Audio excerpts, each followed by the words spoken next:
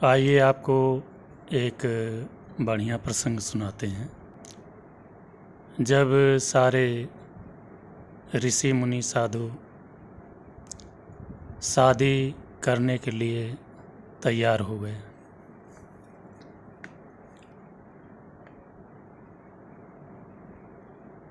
सारे साधु महात्मा ऋषि मुनि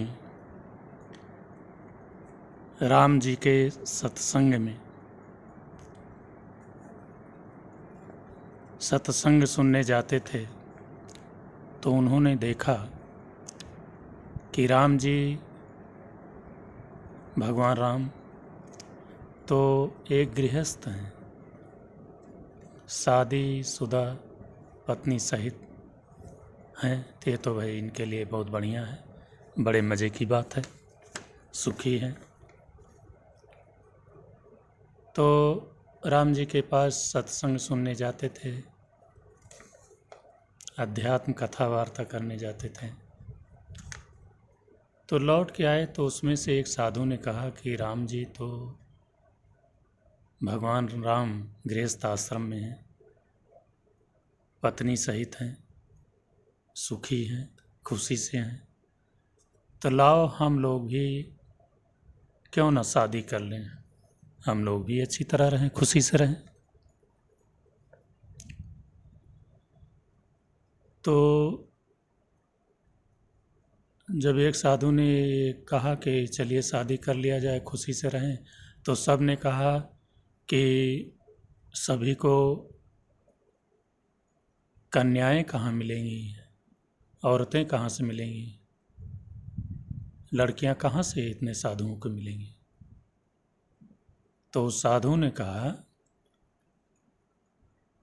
कि अरे सबको मिल जाएंगी, इसमें कौन सी बड़ी बात है, उसका रास्ता है, चल ये पर्वत कब काम आएंगे, चल के एक एक शिला जो है उठा लाते हैं, उसमें अपने अपने ढंग की मूर्ति बना लेते हैं, चित्र बना लेते हैं कि हमको ऐसे ऐसे स्त्री चाहिए, लड़की चाहिए, और भगवान राम को बुला लाएंगे, उनका पैर छुआ लेंगे और सब औरतें हो जाएंगी, अपना अपना उसी से शादी कर लेंगे।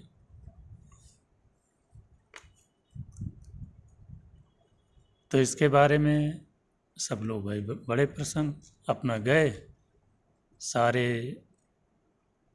लोग अपना अपना एक एक पत्थर उठा लाए, अपना बैठ गए सब लोग लाइन से। इसी के बारे में तुलसीदास जी ने लिखा कि बिंध्य के बासी उदासी तपो, व्रतधारी महामुनि नारी दुखारे। बिंध्य के बासी उदासी तपो, व्रतधारी महामुनि नारी दुखारे। गौतम तिये तरी तुलसी, सो कथा सुन भे मुनि वृंद सुखारे। होई है शिला सब चंद्रमुखी, पर से पद मंजुल कंज तिहारे। कीन्ही भली रघुनायक जू, करुणा करि कानन को पग उधारे। भगवान ने बड़ी कृपा की है, सारे तपस्वी व्रतधारी महामुनि जो नारी के विरह में दुखी थे, उन्होंने तय किया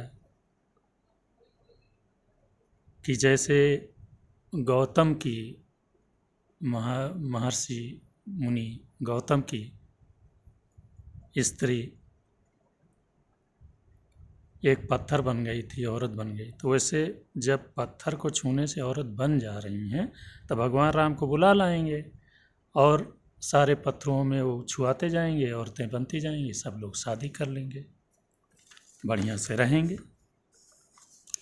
अब भगवान राम ने जब ये संदेशा सुना तो कहा ये तो समाज में गलत संदेश चला गया है, इसको बदलने की आवश्यकता है। तब उन्होंने माता सीता से कहा कि आप अग्नि में प्रवेश करो। लक्ष्मण भैया अभी गया है कंदमूल फल लाने, आप अग्नि में प्रवेश करिए और आप उसमें रहिए और मेरे हृदय में वास करिए।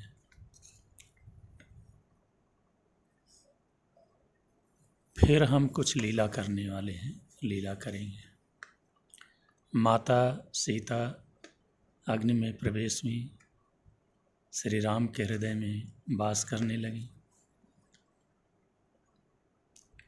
फिर बनावटी सीता का हरण हुआ। अब राम जी, लक्ष्मण भैया सब रोने लगे। राम जी सीता के विरह में रोने लगे और सारे खग मृग मधुकर से पूछ रहे हैं कि हे खग हे मृग मधुकर श्रेणी, तुम देखी सीता मृग नैनी। हे खग, हे मृग, हे मधुकर, क्या तुमने सीता जी को देखा? यही कह करके पेड़ों से, पक्षियों से, मृगों से, मधुकरों से सबसे पूछ रहे हैं। हे खग हे मृग मधुकर श्रेणी, तुम देखी सीता मृग नैनी। कहीं आपने देखा? अब ये बताइए, खग मृग मधुकर से ही क्यों पूछ रहे हैं और किसी से नहीं पूछ रहे हैं? तो ये सब भगवान की सेवा में थे, क्योंकि खग मृग मधुकर तनु धरि देवा, आई करहीं रघुनायक सेवा। ये सब प्रभु की, रघुनाथ जी की सेवा में थे। खग मृग मधुकर ये सब जो हैं श्री राम जी की सेवा में थे, तो उन्हीं से पूछ रहे थे। अभी ये जो है दशा देखे ऋषि मुनि जो पत्थर लिए बैठे कि आएंगे पैर छुआ लेंगे, औरत तैयार, शादी करेंगे, वो उसी के साथ रहेंगे। तो कहने लगे क्या यार भैया सब लोग बताओ कि औरत के रहने पर रोना भी पड़ता है क्या, औरत के विरह में? तो कह रहे हैं देख लो, भगवान खुद ही रो रहे हैं। कहे ना ना ना, हम तो अब औरत से शादी नहीं करेंगे। अरे अपना भजन करेंगे, प्रभु में मस्त रहेंगे, शादी वादी नहीं करेंगे। गए सब लोग, सब पत्थर फेंक के चले आए। तो भगवान भाई बड़े खुश, बैठे परम प्रसन्न कृपाला, कहत अनुज सन कथा रसाला। भगवान एकांत में बैठे लक्ष्मण के साथ, प्रसन्न हो गए। तो इस तरह तो था कि सभी साधु फिर तपस्या में, भजन में लग गए, नहीं तो सब तो भैया शादी के लिए तैयार हो गए थे। तो जो भजन भगवान का करते हैं, जिनका मन रमण लगन भगवान के प्रति हो गया है, तो उससे बड़ा क्या है। सारे साधु सारे ऋषि महात्मा कहें कि भैया हमारा भजन बच गया, हमारा प्रभु का ध्यान जो लगा था वो रह गया, नहीं तो शादी हो जाती तो हम भी रोते। इसलिए बड़ा अच्छा भगवान ने किया।